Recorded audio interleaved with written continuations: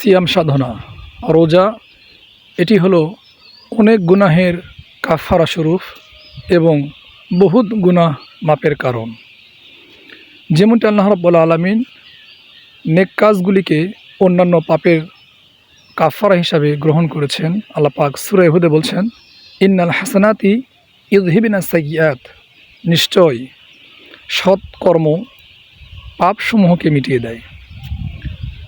হাদিসের মধ্যে এসেছে, বুখারী মুসলিমের হাদিস, আল্লাহ রাসূল সাল্লাল্লাহু আলাইহি সাল্লাম বলেছেন যে ফিতনাতুর রজুলি ফি আহলিহি ওয়া মালিহি ওয়া জারিহি, মানুষ যখন ধন সম্পদ, পরিবার পরিজন, প্রতিবেশীর প্ররোচনায় পড়ে তাদের কারণে গুনাহে লিপ্ত হয়, গুনাহ করে ফেলে, তুকাফিরুহাস সালাত ওয়াস সিয়াম ওয়াস সাদাকা, তখন এই সমস্ত গুনাহের কাফারার স্বরূপ হয়ে যায় নামাজ, রোজা, দান সদকা।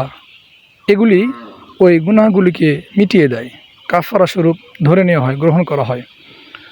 আর এই সিয়াম সাধনা এবং রোজা, রমজান মাসটাই হলো অনেক বিভিন্ন আমলের সমষ্টি। তাই আসুন আমরা আমাদের পাপকে মিটিয়ে নিতে এই রমজান মাসের গুরুত্ব মাহাত্ম্য বুঝে সিয়াম সাধনায় প্রকৃতপক্ষে লিপ্ত হই।